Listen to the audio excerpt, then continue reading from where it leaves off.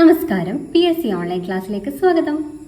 നമുക്കിന്ന് ധാന്യകം എന്താണെന്ന് പഠിക്കാം. ഓക്കെ, ധാന്യകം എന്ന് വെച്ചാൽ കാർബോഹൈഡ്രേറ്റ് ആണ്. ഓക്കെ, കാർബൺ, ഹൈഡ്രജൻ, ഓക്സിജൻ എന്നിവ കൊണ്ടാണ് ധാന്യകം നിർമ്മിച്ചിരിക്കുന്നത്. അത് നമുക്ക് എല്ലാവർക്കും അറിയുന്നതായിരിക്കും. ധാന്യകം അതായത് കാർബോഹൈഡ്രേറ്റ് ആണ്. അത് നിർമ്മിച്ചിരിക്കുന്നത് കാർബൺ ഉണ്ട്, ഹൈഡ്രജൻ ഉണ്ട്, ഓക്സിജൻ ഉണ്ട്. ഓക്കെ, കാർബൺ, ഹൈഡ്രജൻ, ഓക്സിജൻ എന്നിവ കൊണ്ടാണ് ധാന്യകം നിർമ്മിച്ചിരിക്കുന്നത്. ശരീരപ്രവർത്തനങ്ങൾക്ക് ആവശ്യമായ ഊർജം നൽകുക എന്നതാണ് ഇതിൻ്റെ മുഖ്യധർമ്മം. അപ്പോൾ ഇതിൻ്റെ എയിം എന്താണ്? ഇതിന് ശരീരപ്രവർത്തനങ്ങൾക്ക് നമുക്ക് ഊർജം നൽകുക, അതായത് എനർജി ഒക്കെ നൽകുന്നതാണ് ആര്? ധാന്യകം.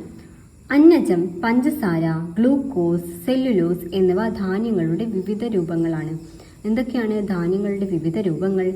ഗ്ലൂക്കോസ്, സെല്ലുലോസ്, പഞ്ചസാര, അന്നജം. ഓക്കെ, ധാന്യങ്ങൾ, കിഴങ്ങുവർഗ്ഗങ്ങൾ എന്നിവയിൽ അന്നജ രൂപത്തിൽ ധാന്യകം ധാരാളമായി അടങ്ങിയിട്ടുണ്ട്.